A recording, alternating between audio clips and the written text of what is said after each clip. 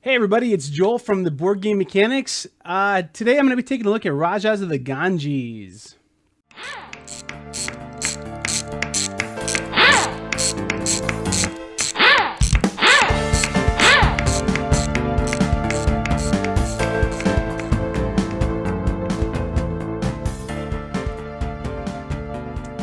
Okay, so Rajas of the Ganges is a game by Marcus and Inca brand. Usually I think they're touted as Inca and Marcus. I don't know why I said Marcus first, but anyway, the brands. And they are everybody's favorite married board gaming team. So they have had some really cool designs. The Village, which was a Spiel winner, was theirs. They also have made some really great games. The Exit game, so they're double Spiel winners, I guess. And some of the lesser known games they have include Orleans Invasion, which is a really kind of a big expansion for a game that I really love. And it was a little surprising that that was theirs. Then also they did Saint Malo, which is kind of a pioneering roll and write game. They've also got some other games out there too, more than I really want to mention right now, but they're a really good design team. Did they hit a home run with this one as well? Well, we're going to take a look here and find out. So you're going to hear some clicking probably. That's me, advancing through my pictures here. We're going to start off with pictures. We need to have some nice pictures because this is such a pretty game, like a very, very pretty game. So look at this color, this cover here. I love this cover. You know why? Because there's not a ton of yellow in it. It feels like every Euro game has like a yellow cover. Like Marco Polo, which I might mention later, has like a literal yellow sky, I think, for some reason, right? I mean, like, I don't know. I think the blue sky is really cool in this. I love the font. Overall, it's just a really pretty look. The box size is a standard Days of Wonder size box. So if you're looking at games that can fit in your shelf well, it's going to be a common size. R&R games, I think they're doing a lot of things right. This game is amongst them with some of the things that you're going to find with this game are the box size is awesome. The components are really pretty and really good quality. But then also the thing that R&R does that I'm so amazed by, and like, so R&R, if you could like skip ahead like maybe 30 seconds because I don't want you to hear this, they offer such a good value.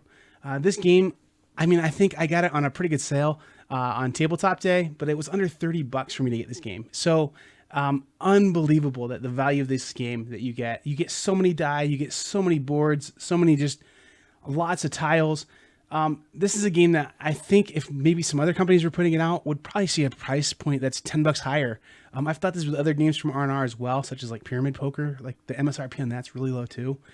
But I love it. I'm hoping that they found a price point where people can just jump on it and buy it because it is such a good value. So R&R's offerings are really rock solid. And this one I think you're going to find is right there in that category. But before we get into my final thoughts on it, I need to have some first thoughts on it. So how do we play this game?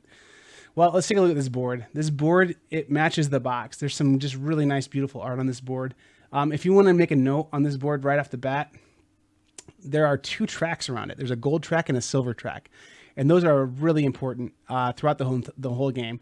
The other thing I kind of like about this game is that it kind of, not disguises, but it integrates all the different parts of the board into each other really well.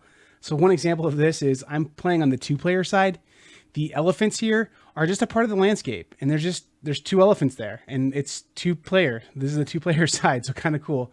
And then that river they're in is a part of the game. It's a track that there is, a kind of third track that you can have in this game. So I mentioned all the components that you get in this game. Look at this. That's like a lot of die, and they're good quality die, these cool translucent die, like we're used to seeing in Sagrada. Looks really similar. I mean, if you show someone a picture of that, you might think that that was from Sagrada. But the difference is these die are literally twice the size of the Sagrada die. So they're nice, chunky die. They're not so big that they're hard to roll in your hand, kind of like the King of Tokyo die, but they're just the right size. I love the size of these die. It's one of the big pluses. The die are just really great. And the colors, I mean, the color palette, it's a really colorful game. It matches that really well. Now, the other thing too is that this might be a little confusing. Is that it's not like there's a blue player who gets the blue die. It's not a purple player who gets the purple die, but they represent different kinds of currency almost, because there's going to be 4 different ways that you can buy tiles on the side there, and you're going to pay their cost using these die. And that's really where the colors matter. This game is right for an expansion too, with all these different, combinations of things you could do. They could go into a lot of different paths with this game. I'm already seeing that, but these colors of die, they do matter for what kind of tile you're buying. Speaking of tiles, these are the tiles right here. This is one of the hassles of setup, is that you have to sort these tiles into 12 piles based on their back. So there's 4 different colors, 3 different animals for each of the colors. So there's like cobras and tigers and bears, I believe, are the 3 animals. And then there's the colors you can see there as well, the green, the purple, the blue, and the orange. And then you're basically, as soon as you get those sorted, you're going to flip them over. And then you're going to have this market of tiles that you can buy. And you're going to pay the costs in the upper left-hand corner of these tile using the die that you've acquired throughout the game through different various means. So that'll come full cycle here. We'll look at that here at the end of my review. But these tiles, what do we do with them? Well, we have a little like a little slice of the rainforest or something that we're developing. So we have our little palace here, and then around us is just forest. And we're kind of carving it out. We're developing a trade network. We're trying to become famous and wealthy, and becoming the Raja of the Ganges, you know? And so I talked about those 2 tracks earlier and how important those are.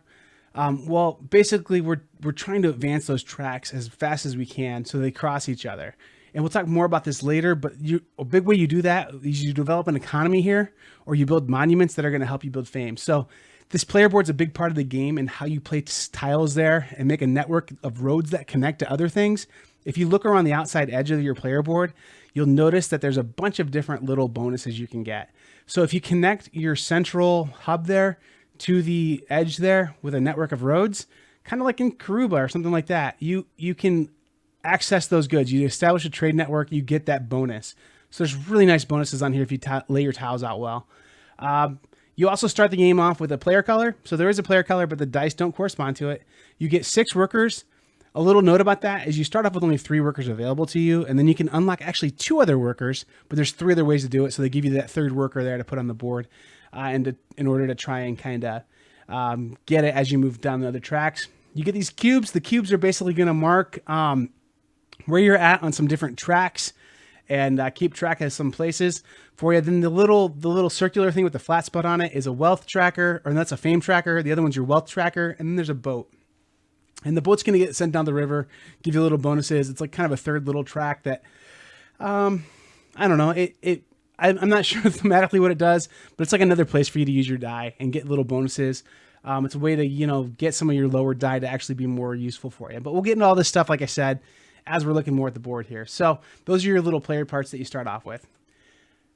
All right, so I talked about how a couple of your workers end up on the board and you can unlock them later. Well, this is an example of where they set on the board here. So they're going to set on the board, and as I reach certain things, I will get to put that worker into my supply and use that worker. Again, up to a maximum of 5, so I can unlock 2 out of the 3 available options. So these workers are pretty cool looking. They've got like the traditional like Indian garb on that you'd expect like a sultan to have or something like that. And then the silver track is your wealth track, and the gold track is your fame track. So basically the whole point of this game is you're trying to advance on these 2 tracks to the point where they intersect each other. And one track goes clockwise, the other goes counterclockwise. So to me, it feels like if you had two Little League players starting at home base and they're running opposite directions around the bases, wherever they crossed at marks the end of the game. And then whichever player crosses the most, intersects those 2 tracks the most, is the winner. So a lot of games you're going to have multiple players that intersect in the same round.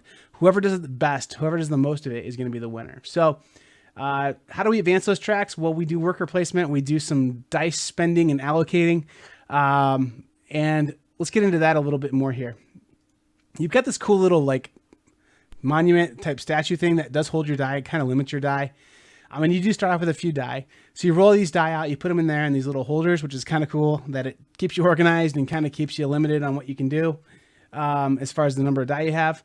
And then you do start off with 3 workers. So where can these workers go, and where can these die go, or what are they used for? Well, the die don't really go anywhere. That's the tricky part. So if you're familiar with a game like The Voyages of Marco Polo, where you do place your die, you're not going to do that on this one. You're going to actually use your workers to place things, and then you're going to spend your die. Your die are what you spend after you place workers there. So a little different, but still really a solid way to play this game. A unique-ish mechanic, probably. Different than other things that I've done before. So, all right, moving on. The first place that you're going to want to go is the Quarry. Maybe not the first place, but it's one of the places you can go right away. The Quarry is where you are going to spend wealth. Anytime you see that silver, your cost is your wealth.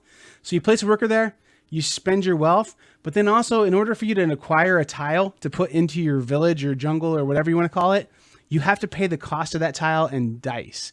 So like it might have a blue colored cube on the top and have the number 10. That means I need to have 10 pips of blue dye or the blue dye in order to get that tile. So this, by paying that 1 and putting someone there, it's like you're just paying someone to gather the materials or gather, I don't know how you would even say it, but then to actually unlock the thing, you need to pay the dye to do that. So even though the dye aren't represented in those spots, that's where you're going to spend some dye in order to get those tiles to put into your own personal player area.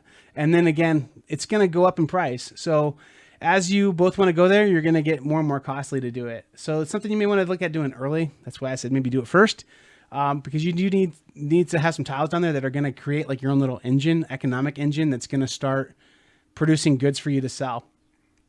Speaking of selling goods, we have the market next.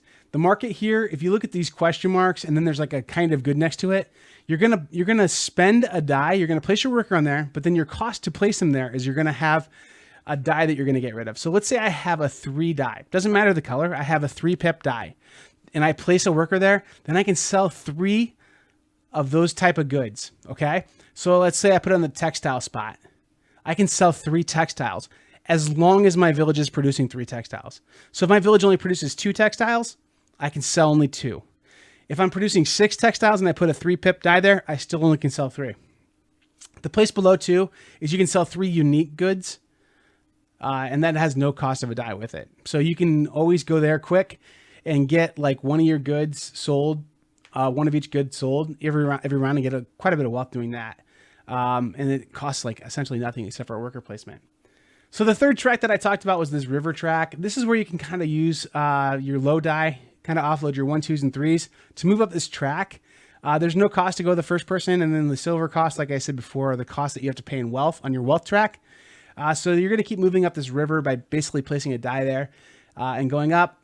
And then this is the part of the board that looks like they sliced off part of Kingsburg because it looks just like an Indian rethemed micro version of Kingsburg, where you're going to place a die of that value there. The only way it's different is you're not allowed to put like combinations of dice there. So if you have a 1, you can go to that first spot, a 2, 3, 4, 5, 6. You get the thing associated with that worker, that person. So amongst the things you can get are first player in fame, a pair of dice and some karma, some more karma. Oh, these little actually bonus chips that you can get with that. A pair of karma and a die of your choice. You can advance yourself on one of the monument building tracks, so you get more points when you build monuments. We'll talk a little more about that later. You can build over another tile, or you can advance on the river track quite a bit. So that's another spot that you can put die. Finally, this is the karma track. I've been talking a little about this. This track is basically, you can get up to 3 karma stored, and basically what karma are, they're little like, almost like little balancing things that when you go to certain spots, they'll throw you some karma. And the karma is basically going to be like a way that you can flip a die over. So there's a lot of symbols in this game because this is a multilingual game. That symbol there is pretty self-explanatory though. Take your die, flip it to the other side. So if you have a 2, make it into a 5. If you have a 5, make it into a 2. Maybe you want to do that. I don't know. If you have a 1, it would go to a 6, 3 to a 4, etc. So you pay a karma to do that and go down the karma track whenever you do that. So it's kind of a dice mitigation thing. I do wish there was a little more dice mitigation in this game. Being able to flip your die over is nice. I wish there was a way to move it up or down 1 pip though. Maybe that's coming later if we have expansions on this. But that is a way to mitigate your dice. Also, there's another way coming up here that we'll talk about just in a second. So dice are super important in this game, as you've probably gathered. How do you get dice? That's the question. So you can do this like dice exchange, this dice market, where you can pay 1 die of one type to get 2 die of another type. And it's not like a hierarchy, it's like a cycle. So like if you look there, it seems like it's like a rock, paper, scissors game. It cycles all the way back around. So it's not like blue are more powerful than orange because blue can turn into 2 oranges. But then again, like the orange can turn into purple and then purple can turn into green and then green can turn back into blue. So it cycles all the way around. So it's just like an exchange rate. So you can use this to get more die. It's not the most efficient way to do it, but it's a way to do it to keep getting more die going there. Another way to get them is if you don't have a die to pay even. So you've really kind of, maybe not planned poorly, but you've just, you don't want to pay another die, you just want to get another die added, is you can go to this spot where you just pick a die of that color. Then the other thing too, another dice mitigation thing is on the far right side there. You can see another spot where you can go to reroll all your die. So there's a spot where you can reroll all your die if you go there and get new results. So you're not acquiring die there, but you are changing your die. So this game keeps going on. We keep building more tiles into our area. We keep using those tiles to get more in the market. We're building fame. We're building wealth. We're getting things to really synergize and go quick. And this is what your board is going to look like, something like this when you're done. So this is a nearly completed board. Actually, it is a completed board because I didn't plan very well for that bottom corner when I was playing this time. I cut myself off. There's no roads there to get in those bottom corners there. But this is about what the board looks like when the game's over. So let's pay close attention here real quick to something here. If you look at the tile in the bottom right-hand corner, it has an 8 and a blue die. Well, I think you figured out the cost of that is that you have to pay 8 pips worth of blue die. So a couple die that total up to 8, however you want to do that. And then you put that tile on. You do have also 2 types of tile there. So the one type is that die we just looked at has 2 monuments or palaces or temples, or I'm not sure what the exact terminology is for those buildings, but those buildings pay you fame when you build them. So there's a fame track kind of thing for when you build, you get 2, 3, or 4 points for building that. So that bottom tile there could pay as many as 8 fame when I built it. And then also, if you look up at some of the other tiles that have the blue tents on there, those produce different kinds of goods. Those are like merchants. So when I go to that market, that's where I can produce those goods and sell them for the price that's indicated there. So I want to have things that will sell my goods at a good price. And I also want to have things that produce quite a bit of goods. So that's how I can move up on the 2 tracks with my little village there. It's kind of like a tiling game inside this game almost. And you do have to be spatially pretty okay to be able to make this work and work for you. Pretty neat though, that it's like there's a Carcassonne game inside this worker placement and dice game. So I like games that are modular like this. I like the fact that this little side thing happens here in this game. All right, let's get to some final thoughts here. This game feels familiar. It does feel familiar a little bit to me, in that it's got like, you use dice to do things, really. You're doing worker placement, but then paying dice as like a currency. So kind of the same thing happens in Voyages of Marco Polo. And to me, this game feels a little like Voyages of Marco Polo. Not fair to say that probably. They're very different games. If you do like Voyages of Marco Polo, there's a chance you would enjoy this one as well, I would say though. Because it does have the whole like trading, building an engine, trying to, you know, like move up tracks and get better. There's a lot of difference to the games though, more difference than there are similarities. The only way they're similar is just the feel of placing things and using dice. That core mechanic definitely crosses over and is strong in both these games. I don't know that I would compare it to anything else. Honestly, it's a little different than a lot of things out there. I don't know where this one's going to end up in the BGG rankings or where people are going to end up with this one in a year, what their thoughts are on it, but I really do enjoy this game. I don't know that I'm going to say this is going to be a perennial favorite that's going to make it to my top 10 or anything like that, but I do think this is something I'm going to hang on to in my collection. I think it's accessible. I think it's something that people can learn and figure out. It does have a lot of symbols on the board. That's something that a lot of Euro games have because they're multilingual. But once you figure the symbols out after about a round or two, it's not too bad. So somebody who's been familiar with like kind of like using symbols on a board, that's again probably why this game feels a little like Voyages of Marco Polo, is there's a lot of symbols, kind of like how in Voyages there's a lot of symbols. So I'm going to stop making comparisons between the two because really they aren't that similar.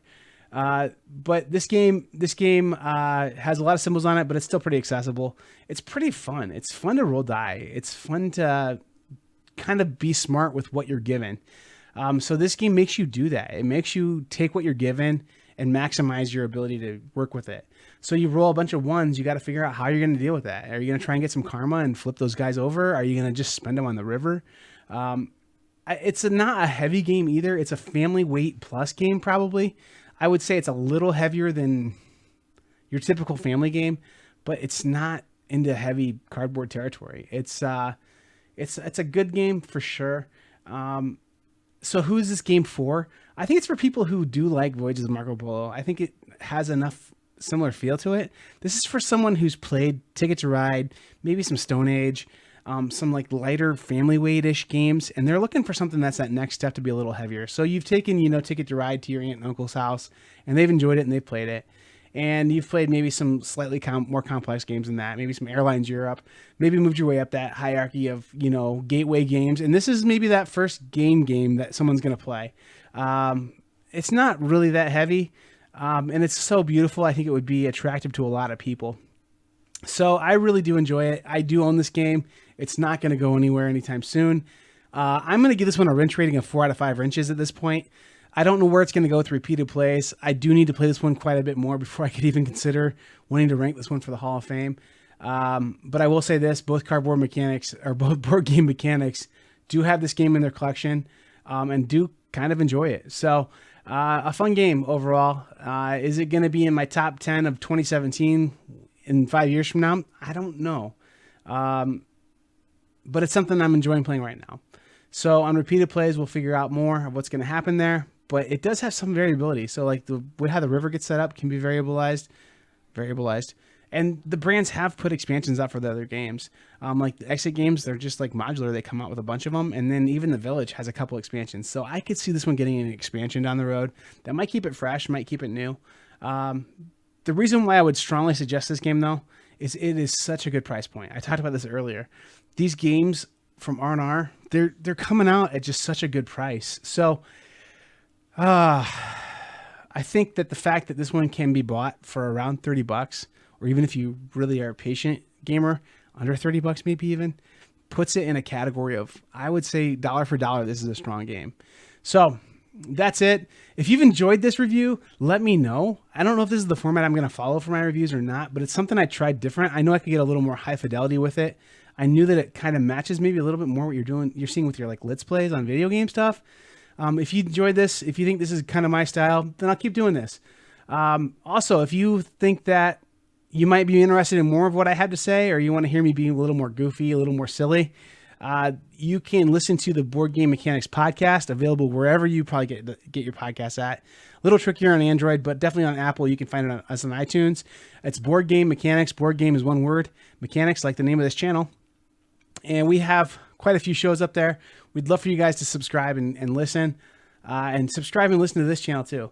We're going to be doing more and more content on this, more things like this. So we appreciate your support, and thank you for your time. And I've been Joel, and I hope you guys have some happy gaming ahead.